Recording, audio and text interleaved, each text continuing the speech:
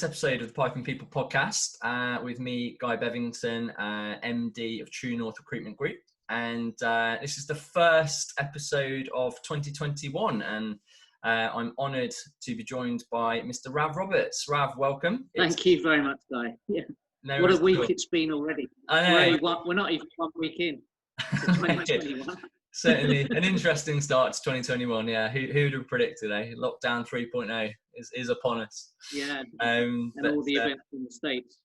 I know. Oh god, yeah. That's a whole other episode, I think, isn't it?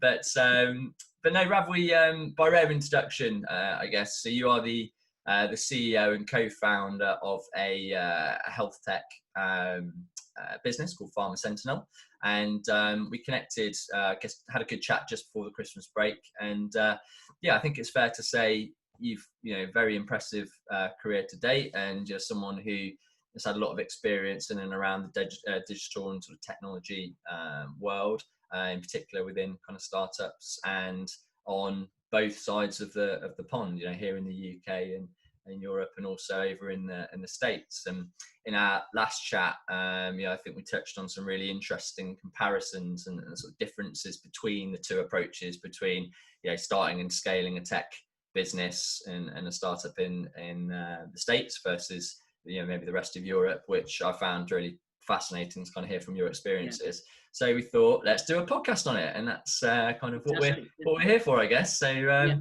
but before we get into all of that, I mean, do you maybe want to tell us a bit about yourself and your kind of career to date? Yeah, sure, absolutely. And to be honest, I don't really feel that I've got so much experience. I feel I'm learning all the time, and there's actually never been a better time to learn. Things are happening everywhere with technology, and there's more information from quality people available. You just look at Twitter and LinkedIn. So I'm pretty humble about what I know, and I know what I don't know, and that's a lot of stuff as well. So getting into where I started. I started on the graduate recruitment program at a company called Fidelity Investments in the UK, down in Tunbridge, near Tunbridge Wells in Kent. Kent's already has been in the news quite a bit with Brexit in the last few weeks of 2020, right? And so a lot of my friends still work in that area and for Fidelity. But I was there for 3 years. I started off working as a database and systems analyst and a programmer for 3 years. And then the opportunity came to go to the US, to San Francisco, initially on holiday to meet my cousin who was over there. And while I was over there, my cousin said, "Have you thought about moving to the US?" And I said, "No, not really." And so he said, "Would you like to interview for my company?" And his company was a technology consulting company, really well renowned in the US.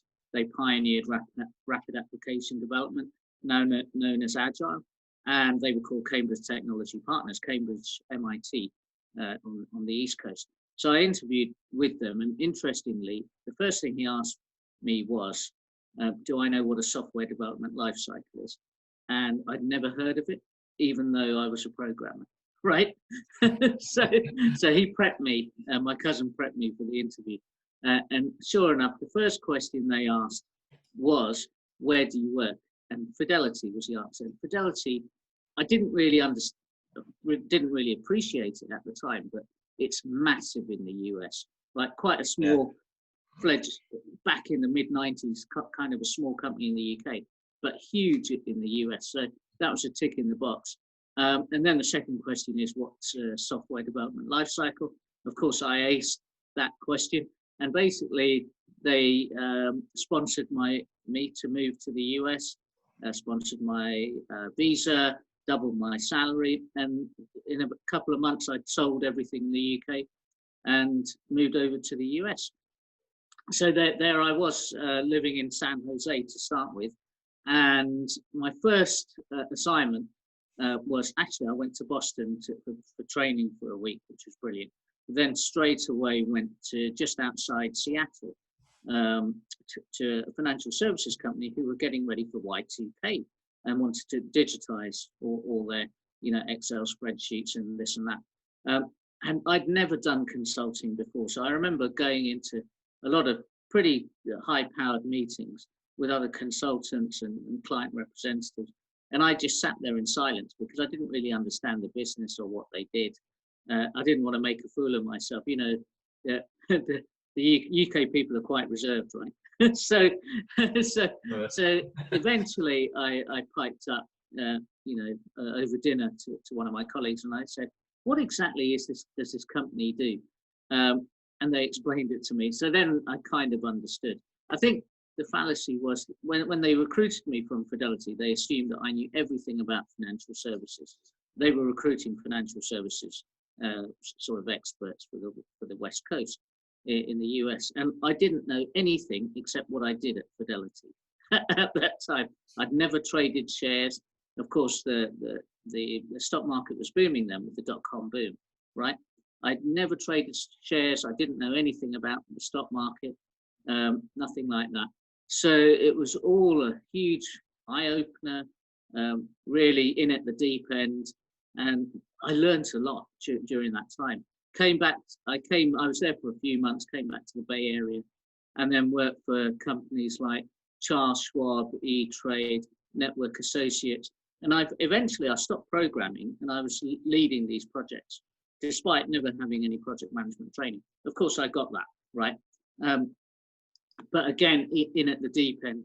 And then sort of in the late 90s, after a couple of years of that, everyone was starting their own companies in Silicon Valley. And that's where I was. So we had people in our company leaving to start new companies every week, which is kind of disrupting when you're leading a project, right? But eventually I did exactly the same thing. I started my own .com company in San Francisco with a few other Cambridge people. And we had grads from Berkeley and Stanford working for us, developing Java games. So our idea was games that were advertisements. And the big problem, for the first time in history, you could actually tell, are people looking at your ads on the internet, banner ads and things like that. And they weren't looking at them. They were actually avoiding looking at them, avoiding clicking them. Because back then you didn't really have contextual ads. You didn't have ads that followed you around the internet. Perhaps that's a good thing, but you didn't have them. So that you just had all sorts of ads that were not relevant to what you were looking at, and people just avoided them. But our ads were relevant. So we had clients like the BBC, Philips, Samsung, Sony, BMG, and we were cash flow positive. We were doing really well, hiring new people, everything going really great. And then, of course, the dot-com crash happened. September the 11th happened, and everything basically fell apart.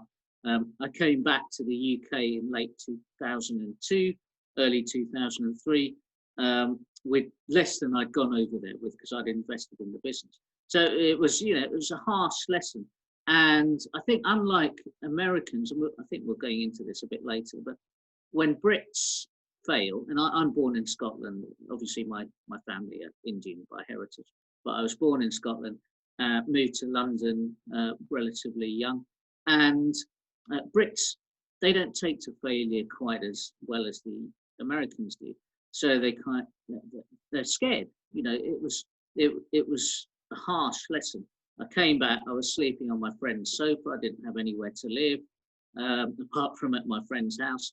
And I had to pick myself up and start all over again. And this was back in 2003. So I managed to get a role in government, leading an e-government program. This is digitizing all government services, which was great, but I wanted more than that, right? So I decided to do an executive MBA at CAS Business School in London. And it was there that the first thing I did when I enrolled was look up entrepreneurship in the search bar. And I contacted the Entrepreneur Society, and the guy that was running it said, well, we're not really doing anything at the moment because there aren't any events and I'm too busy, so you can take over if you like. So I did. And I got some money from the school, from the university, recruited a new steering committee, got some professors involved, and we started some really, really good events with, for example, the Institute of Directors, the London Stock Exchange, and we actually had a China interest group uh, back then. So this was 2004, when China was really taking off. And so that really enhanced my profile within the school. And I was a mentor to other executive MBA students starting in 2005. And it was during my time as a mentor, I really got to know some great people. And also in my cohort, there are a couple of people that Nasser and Paolo that I was sitting next to back in 2005. And we got to know each other well. In fact, with Paolo, I started an Internet of Things company in 2016 that we sold to another company. But going back to CAS, after CAS, I decided I needed to basically secure my future, right? So I didn't go back to being an entrepreneur working at a startup. It was too much risk. I actually went to Accenture Management Consulting, then Capgemini Consulting, always in digital. That's all I did. Digital strategy, digital deliveries at end to end. I got to know that really well, technology strategy. And then Diageo, a couple of other things in between. And then last year, I met Paolo and Nasser at an alumni event in the city. And Nasser, who's a pharmacist by training, he'd worked for the medicines regulator in the UK, the MHRA, he'd worked for Eli Lilly and other big pharma companies. He said, well, I've got this idea. So Paolo was there, we listened to him because I'd had this tech company with Paolo previously. And we decided to start the company. And we actually launched it in October last year on the App Store and Play Store. It's called Medsii, MEDSII, and it's had over 15,000 downloads already from about over 150 countries. And we've raised in 4 months over £250,000. So it's going really well, in a pretty tough climate. Much better than we expected. So we've got big plans now to launch in the US. That's our number one target market, to launch a B2B cloud software as a service offering as well, that we hope to scale globally. So, and I know we're going to be talking about scaling cloud and what's happening in tech later in this interview. So a lot happening, and in between all that, I've got married. I had twins last year as well. So it's been pretty hectic with the pandemic as well, right? Yeah, nice it's all going on. Yeah. Yeah, absolutely. I thanks that, Rav. That's awesome. I really love your story. I think it's such a great story because you kind of, your point, which I think we will come on to earlier on, about this whole fear of failure thing. I think it's such an important point. And it probably will be one of the underlying differences probably between maybe the British mentality and what's sort of going on the other side of the pond in terms of how they approach business. But yeah, and what I really like about your story so far is it just seems like you kind of throw yourself in at the deep end and just get on with it. And you've kind of really not necessarily managed to mitigate that level of fear, but you've managed to deal with it and just go ahead anyway. From your first gig at Cambridge to going on starting your own business to coming back, regrouping, getting on with it, and then going out again. And I think it's fantastic to hear that PharmaSentinel are doing so well and got such great traction in the few months that you've been operational. But I think you fully deserve it, because obviously a lot of people will see, oh, hold on a minute, Rav's gone and started this business, and in 4 months he's done really well, he's got X number of downloads, and they won't necessarily know about all of the stuff you've been through to get to this point. And I think that's the real mark of a successful entrepreneur, isn't it? I think it's Winston Churchill who says that or said that success is moving on from one failure to the next without a loss of enthusiasm. And Exactly. totally agree with that. So that's cool. That's really, really great intro. Thanks, and some really interesting stuff to drill down into there. But I guess going on to kind of the sort of topic or the theme, I suppose, that we thought would be an interesting thing to discuss. I mean, having helped grow businesses in both the UK and the USA, I mean, what have you identified, do you think, as some of the fundamental differences, that you've kind of observed in your experience of how, these two kind of different societies approach business and tech businesses in particular? Yeah, well, the first thing I would say is I was there some time ago, right, in the late 90s, early 2000s. Of course, I've gone back quite a lot, and I've got family over there. And my big plan, or our big plan, is to launch in the US.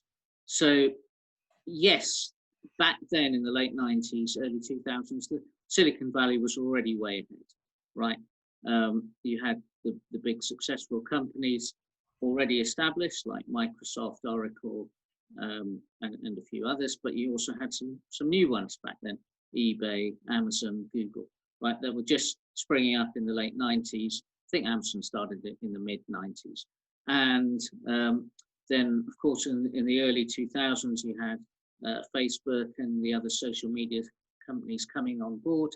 And then now you've just got so much going on over there. And my big worry or concern is the US is already so far ahead in terms of startups, technology, cloud, how they structure a startup to dominate, which we don't do over here very well. Although we're probably the second or third best country in the world for tech startups, right? Maybe the second is Israel. This is my opinion. And us number 3, we're just so far behind the US, but that means the rest of the world is even further behind. You look at the new companies now, companies that most people on the street would never have heard of. Of course, you've heard of Microsoft and Facebook, but have not you, but the average person on the street, have they heard of Twilio, MongoDB? Of course, they've heard of Zoom, but Cloudflare, Snowflake, other software as a service cloud businesses that are worth billions. And these companies started, some of them as Y Combinator, which is a startup accelerator in San Francisco based company. They started with nothing. But what they do differently over there is they take an idea and they think global almost from day one, right? And they assemble a team and VCs, venture capitalists to back that, and people to grow the business. So when you scale, of course, you have to have the right people on board. They know how to go to market. They know their how to sell. So they take that extremely seriously. I first got a taste of how to sell stuff, right, when I was in Accenture in the UK. And I remember this was back in the late 2000s, so 2007, 8, 9. And I remember we used to go to clients, and all consulting companies do this. They want to know how much is the budget that the client has got. And then they want to know how can they get even more budget. So we don't just want to do a tech project in Accenture for the client. We want to then run the technology for them in a contract that spans 5 years. So from the beginning, you're already thinking, how far along in the next 10 years can I get into this client and start monetizing that opportunity? And exactly the same with software and tech startups in the US. That's how they're thinking.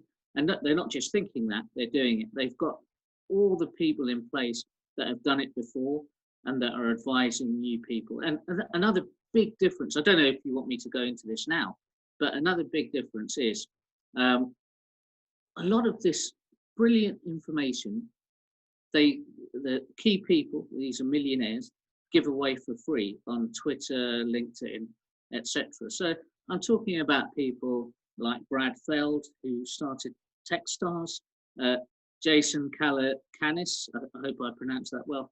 He's a VC, one of the, I think he says he was either the second or third investor in Uber. I attended 2 of their trainings this year. The first one was Brad Feld, was about venture capital, how as a founder you approach venture capitalists, you structure the deal, things to look out for. And this course lasted 8 weeks, right? And there are hundreds of people globally attending, completely free, right? no, didn't ask for any money. And I learned more in that course about venture capital than I've ever learned about it before. Um, I Jason's course as well, and that was all about how to pitch your company, how to attract angel investors and VCs, all the legal things you need to look out for. So he had one of the top law firms in Silicon Valley, Wilson Sonsini, talking about what you should look out for as a founder when you approach VCs, when you do partnerships with other companies, all the legal agreements. So, and again, completely free, right? And there are a number of other VCs and tech geniuses on Twitter and LinkedIn that give away all this information all day long for free, right? We don't have that sort of attitude over here. Now, I don't want this to become a UK bashing exercise, because I love living here. But if you're asking me what's the difference, and we all know that the US isn't a perfect place. You just see what's happened in the last week or yesterday, in fact, in Washington, D.C. It isn't perfect, but the things it does well, such as technology, and it's dominating that. And it's going to carry on dominating, and I can't see anyone else even getting close in the next at least 10, 20 years. Yeah.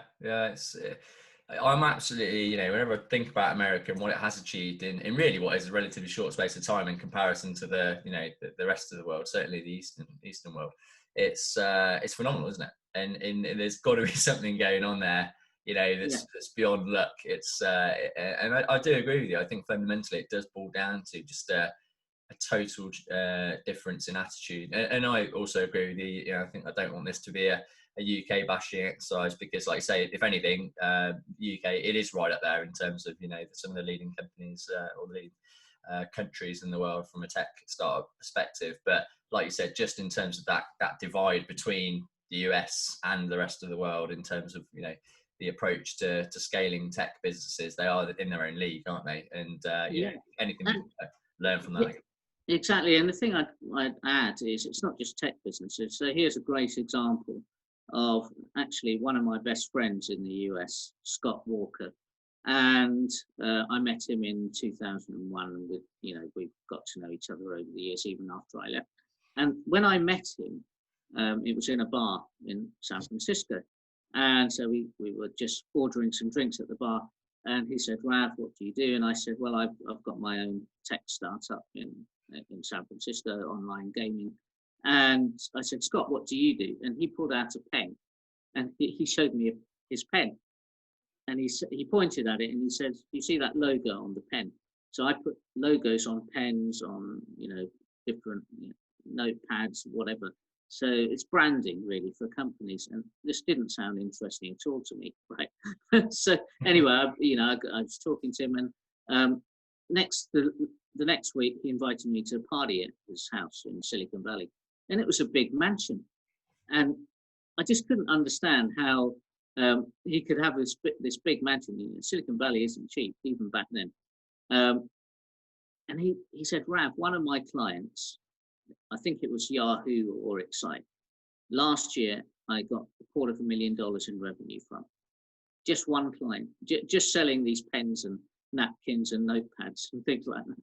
And it really got me thinking, when they want to do something, they have the infrastructure and strategy in place to execute flawlessly and dominate that, right? That's what they're thinking about from day one. And it's not just trying to dominate London, right? That they're not even interested in that. They want to know, can you take this global?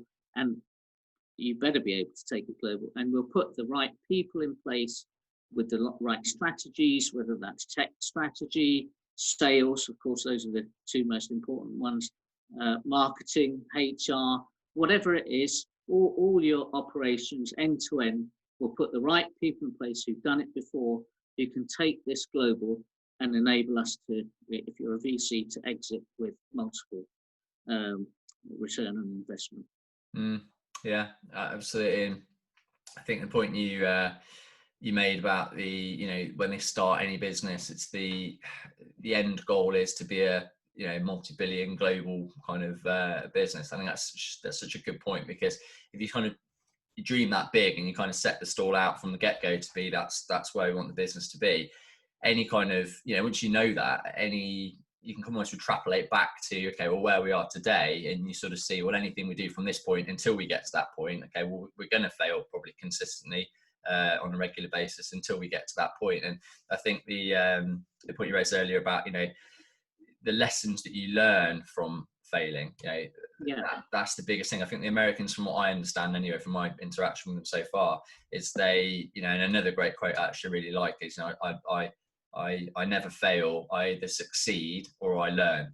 And that seems to be inbuilt in the sort of American psyche of, if you fail, that's almost expected. It's part of the journey en route to where we need to get to, as long as you can mark it down to being a learning curve. And I think now they've got that learning curve, so kind of smoothly inbuilt, and like I say, they've got the strategy and the infrastructure now to actually scale businesses so rapidly, because they've not been afraid to make mistakes. They've not been afraid to just go big, see what happens, get back on the horse. And it is that real kind of entrepreneurial spirit, I think, which kind of certainly in my interaction, and even with people that aren't necessarily entrepreneurs, it feels like it's bred throughout a lot of businesses, even from employees. It's not just moguls of big sort of tech startups.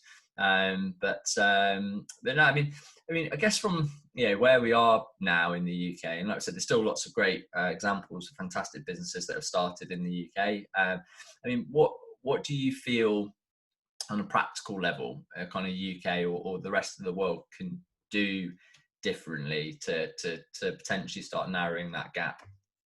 Yeah, it's a very difficult question, because, to be honest, I don't think the gap is going to be narrowed. I think all we can really hope to do is keep the gap consistent, just because they're established, and they've got those, what I call in management terms, it's called inimitable competitive advantages that are very difficult to break down in the US, especially in tech. Now, if you think about it, 25 years ago, they already had those advantages. You already had Amazon, you had Google coming soon, you had Microsoft already. Bill Gates, I think, was already the richest in the world back then. And it's just got even more so with all these new, not just cloud companies, but MarTech and AdTech. And you just look across any part of the business, it's US companies. But what can we do? I think we've got to put technology at the heart of our country's strategy to grow. So unfortunately, this means deprioritizing other areas. So look at the recent news about fishing, right? That everyone was talking about, well, the government was talking about how important fishing is. And yes, it's important to those communities, of course it is. But I'd say you need to actually prioritize technology in a country and support it as much as you can, and have the infrastructure there to make sure that the companies that can do well in that area are supported to not just scale in the UK, but globally. So the second thing I think we in the UK can do is, because we've now exited the European Union, we've got an opportunity actually to develop closer ties to the US, so that our tech companies can actually work closer with the likes of Silicon Valley, or on the East Coast, New York and MIT, Boston, Massachusetts, where MIT and Harvard are, to actually learn how to scale better than we have been doing so far. And of course, there's the language advantage that we have in the UK. I know culturally we might not be that similar to the UK. I think there's a huge number of differences, but language-wise, it's a great market that UK companies can exploit. We've also got links into other markets and other countries as well. So we, with PharmaSentinel and our app, Medzi, so PharmaSentinel is a B2B as well as a B2C business. So our consumer arm is our app, and we're developing software as a service cloud products as well. And our strategy is to, first of all, look to launch our English version of our apps in global locations, such as India, Pakistan, Philippines. All of those countries have larger English-speaking populations than the UK, right? So, of course, these people will be able to at least read information in our app and understand it, or a certain percentage will. So we've got the advantage of our language.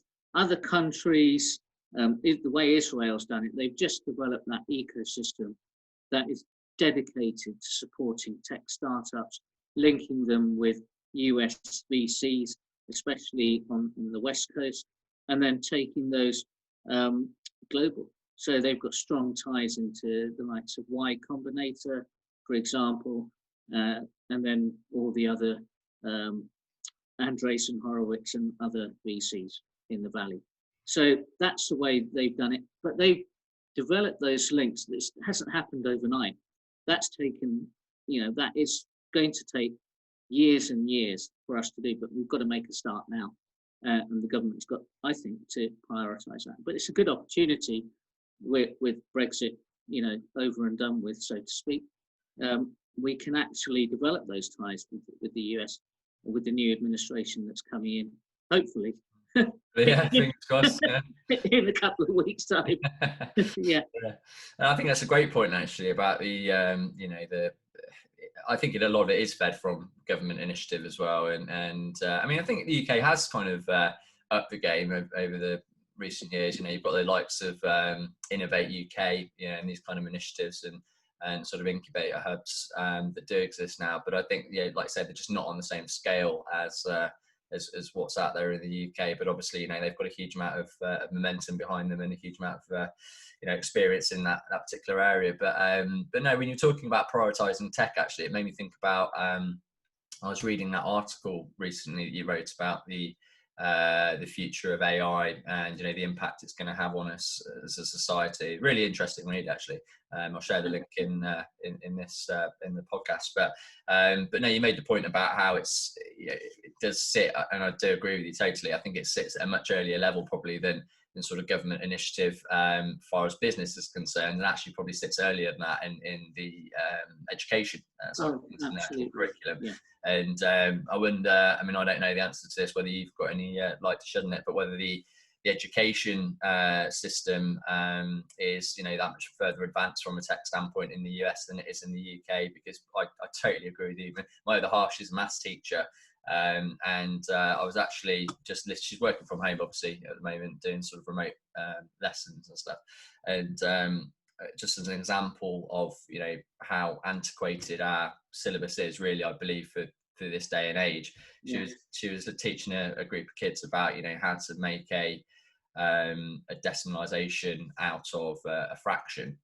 Yeah. And then I was thinking, she was going through all of the workings of it, and I was like, that sounds really complex. And then I was thinking, hang on a minute, when I try and make a decimal out of a fraction, I just divide one by the other.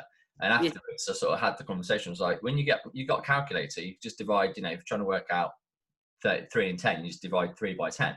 And she's like, yeah, but they're not supposed to use calculators. And I'm like, why not? It's like we're living in a world where they've got calculators, which we didn't have 200, 300 years ago, but we have now. So why are we still teaching outdated skills? Or even ask Alexa, right? Yeah, exactly. It's just like, why are we still, I mean, I get the point. You've got to develop certain analytical skills, absolutely.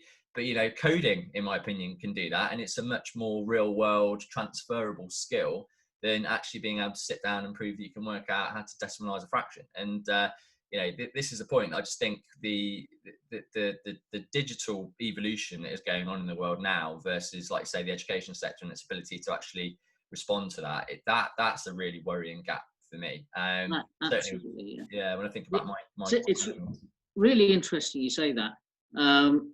I didn't really notice at the school level, so primary, junior, and high school level in the US. And we'll get on to the university level because that's a different kettle of fish. But in the UK, so my mother was actually the first Indian woman headmistress in the UK. And this is a school of over 1,000 pupils in London, so a pretty tough neighbourhood in Brent, northwest London. And she was previously head of science as well, physics, chemistry, biology. So I don't really, and this was in the mid-90s to the early 90s, I don't think that teaching those subjects has changed massively in over the decades. And you're absolutely right. There needs to be more focus on technology, teaching, computer science, coding, but all the different aspects of that. And in terms of careers, there's all these sorts of new careers available. Social media strategists, for example. I mean, that's not new anymore, is it? It's about 10 years old. But do they teach that in school? I don't think so. You just learn it yourself. But that brings me on to another good point. People in the US especially, and I think that's happening more over here and globally, they're taking it on themselves to take advantage of all the free information available online. Free training as well. As I said, I did training on venture capital and how to scale your startup, given by world experts for free. And I think people are taking more and more advantage of that. So they're taking it upon themselves to learn what they need to learn, not just relying on the state. And I do believe in the state education, don't get me wrong. I think it's fundamental to any civilized society. But I think it's also incumbent upon the individual to learn themselves and to drive themselves forward. In terms of universities, so I do think, especially in the larger, more successful universities in the US, like Stanford, Berkeley, MIT, Harvard, and all of those, all of the Ivy League ones on the East Coast, especially, they do have that ecosystem infrastructure and support to help entrepreneurs much more than they do over here. So yet again, where we don't really have a government. I know you've got Innovate UK. I've applied to Innovate UK with my colleagues several times and not got anywhere. Right? Really? So we just decided to stop applying and just invest the money in growing business, and then maybe we'll take another look later. But you have to answer all the questions, maybe quite rightly, in a certain manner, and dot the I's and cross the T's to try and to actually get an Innovate UK grant. It doesn't necessarily go, in my experience, to the best startups, tech startups. So in the US, you've got that support from the government, but as you say, from education, especially university level, to support startups. And all of the students there, well, not all of them, but a significant proportion of them are thinking, I want to join or work for either a tech company or a startup. And it's pretty compelling. One of my cousins, his girlfriend graduated from Berkeley. I think she got a computer science degree. Straight after graduating, recruited by Google, base salary $100,000, right? And a 20% signing on bonus on top of that, right? So the last time I heard of those levels was back in the dot-com boom. But now you haven't just got Google, you've got all the tech companies around, hovering around Silicon Valley that are just hoovering up this talent. Now, the pandemic has actually disrupted that business model because all these tech companies have realized we don't need to remain in the Bay Area. These people can work remotely. So we can hire people all over the US, all over the world to work quite effectively for us. And in fact, we in PharmaSentinel, we've got a team of people in Italy, UK, and India who are developing our propositions for us. Yeah, absolutely. I think that's a great point actually about the university, because I mean I've got relatively limited knowledge of the US market as far as my actual dealings. I've primarily always been UK based, but I've been to California a couple of times just on business, but that's more training than anything else. But yeah, my kind of viewpoint from the outside would always be that, you know, there's big kind of universities, MIT, Harvard, Stanford. It's almost expected for a lot of those people to go on to very entrepreneurial kind of startup type businesses. Yeah, and just don't think we have that culture in the UK. Certainly from kind of, you know, the red brick universities, you wouldn't necessarily say that there's that sort of link there that people would go on to, you know, more sort of entrepreneurial roles. So yeah, I think you're right. There's definitely that kind of that framework that seems to exist more so in the UK and in the States and it does in the UK. But no, yeah, just to develop that point, Guy. So I think what's really interesting is that in the UK and other countries, so not just the UK, except the US, people are still thinking in terms of the old career paths. I'll go into accounting. I'll go into, I'll become a doctor or a pharmacist, right? They're not really thinking when they go to university, I want to join Google, right? Tech isn't sexy in the UK. It's still the old careers. You know, I'll go and work in the city. I'll become a lawyer, right? And until tech becomes sexy here, and I don't know when that's going to be, I think we're going to struggle getting the best talent into tech and starting to grow those companies. Because what the best talent is going to do is move to join the big clubs over there, because they just get compensated better. They get options, startup options, and they can live a really great lifestyle over there. And so there's a lot that needs to be done across the board to make sure our country can take advantage of the tech revolution that has happened and is happening right now. Yeah, I massively agree with that.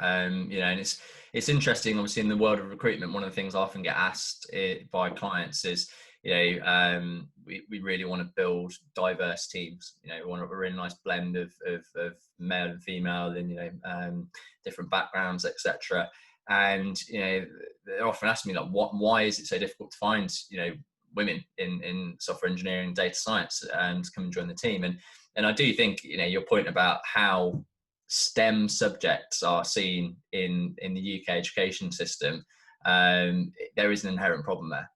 You know, as a dad of two daughters, it's something I'm actually, you know, becoming more and more increasingly aware of. That, you know, and wife as a teacher, that, you know, girls, whether it's just on an unconscious bias basis, but just seem to be directed away from STEM subjects. And you know, it's having a huge, I think it's getting better, I think now in kind of, I'm seeing the trend over the last sort of 2-3 years, where thankfully there do seem to be more ladies kind of coming into the tech space. But, you know, I do think it is fundamentally at a much more you know, a deeper level in the education system, that we need to readdress our perspectives on, you know, equality in STEM subjects, but also how we're viewing STEM subjects and the actual opportunities that exist off the back of it. Because, you know, if we're teaching people maths and physics and this kind of thing, it's like there's the career. I mean, I remember the career consultation I had when I left left school, and it was literally, you know, like a 20 questionnaire of, you know, do you like this, do you like that, what do you like? And I came out by saying something like, you know, I was either suited to a role in psychology, which actually I'm genuinely very interested in, or kind of customer service or sales, you know, which I guess actually in many ways is kind of what I've ended up falling into. But yeah, they were so kind of, you know, unsophisticated in terms of the options they gave me were just kind of, you know, but who knows, maybe back then data scientist wasn't a real thing, didn't exist, you know, but it's just, I think there's a much better mechanism we can provide people at sort of education level to make them aware of the sort of the possibilities that exist out there, if you genuinely, you know, are interested in it. Exactly. But the thing is, Guy, you know that, right? You know the possibilities that exist. I know the possibilities. What percentage of the UK population know that? Very, very little, about 10, 20%.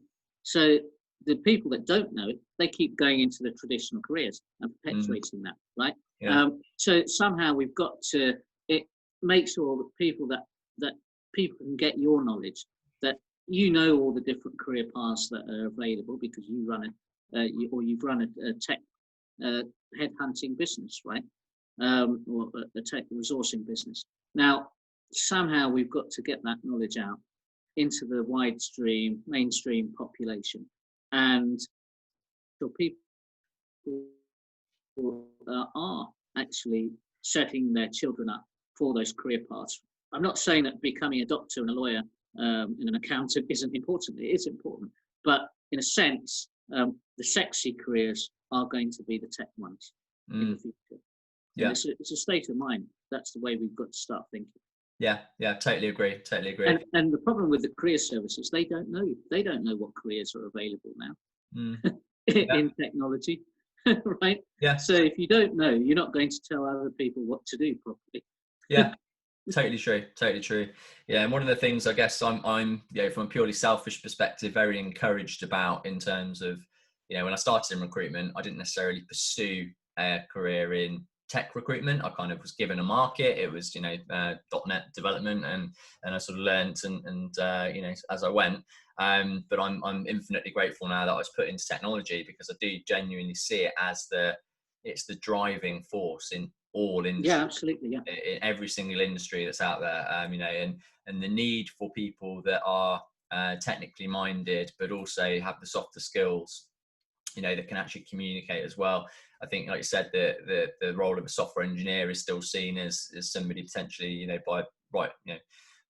wrongly in my opinion, but still seen by somebody that sort of sits in a darkened room with headphones in, doesn't talk to anybody all day. And it's like nothing could genuinely be further away from the truth of what actually is going on in the world today. It's technologists that have that ability to understand the potential of what technology can do for business, combined with people's skills and soft skills that can communicate that and articulate that to the business. They're the people that are the game changers. They're the people that are genuinely driving businesses forward. So when we talk about sexy roles, they are genuinely the biggest roles of influence, in my opinion. And pretty much any of the established careers has a huge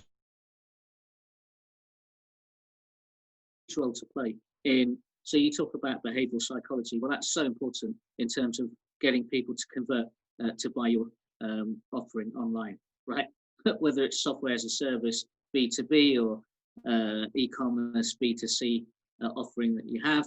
Behavioral psychology is central to actually getting people down the funnel to convert. But then you look at, I've been giving advice to several students in the London School of Economics and other pretty good universities recently, and they had actually gone into accounting and economics and other traditional fields of study. And I said, well, what you should be aiming towards is starting off your career at a tech company, even if you have to start as a lawyer or an accountant, just get to know technology. There's huge roles for accountants and everyone else to play in tech companies, right? So I'd say just get into a tech company, whatever your speciality is.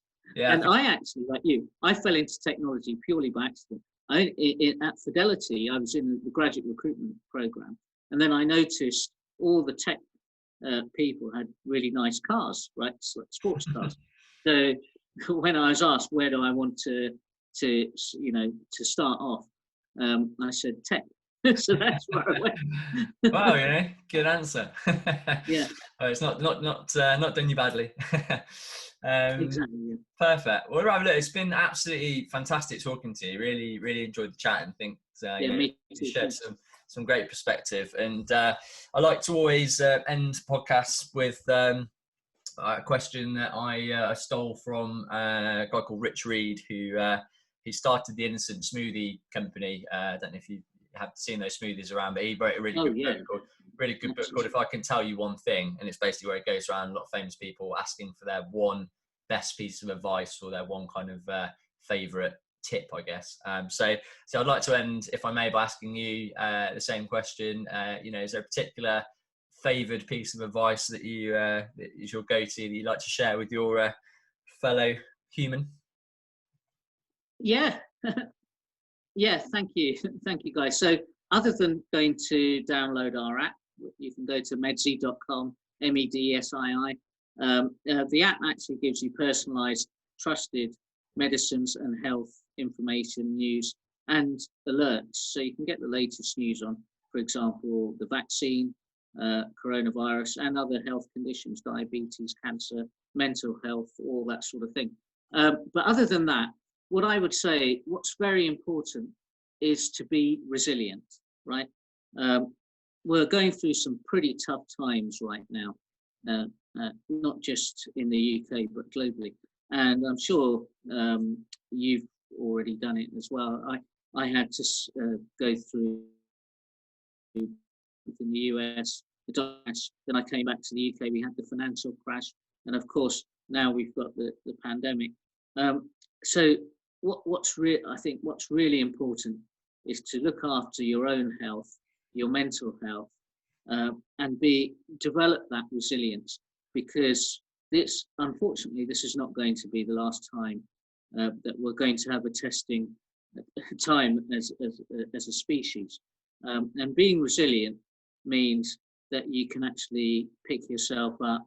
You've got the strength of character and mental ability to pick yourself up and to have a go again. And as a founder, as a startup founder, you'll know that as well. You keep getting knocked back all the time. So yes, we were successful fundraising. We've raised $250,000 in 4 months. But before that, we started raising, and after 2 months, there was so to say no, it's not interesting. I'm not interested, and and it can be deflating. But you have to keep yourself going, keep being positive, and keep having positive people around you, people that support what you do. So the worst thing you can do is have a drain on your energy. You need positive people that support your energy and actually give you energy. And sometimes that means you have to let go of the wrong people, right? And I've done that in my life as well. So it's a slow process. So be resilient. I wouldn't say follow your passion from day one. I'd say because sometimes it's just not the right time, right? Sometimes it's better to work for a big company, doing whatever you have to do to get money in the bank, and then follow your passion. But never forget what your passion is, because you'll come back one day, and then the resilience with the passion is what pays off and gets you to where you want to be. I'm nowhere near where I want to be yet. I've got big plans ahead. So I still, consider myself very humble, and I'm still learning from a lot of people. I'm still learning from you guys, right? So thank you very much for your time today. Thank you, Rav. It's been fantastic. Really, really great to chat to you. And I think, that's a perfect bit of advice. And I would totally echo that. Resilience is one of the qualities I certainly need to demonstrate very much in the world I operate in. But I think it's one that everybody, it's such a integral part of people being successful, being able to take knockbacks and keep moving forward. So I echo that absolutely wholeheartedly. Well, look, thank you very much again for your time. Really great to speak to you. And I think, PharmaSentinel, I love the idea. I think in this world of misinformation and a lot of unverified data, having a source of truth, especially around health, in times like this, absolutely, such a great idea. And I can see you set for absolutely massive things moving forward. So I look forward to following your success intently, and we'll look forward to staying in touch for the future. Thanks for your kind words, Guy. Have a great day. No worries at all. Take care. Cheers, Rav. Bye for now. Bye.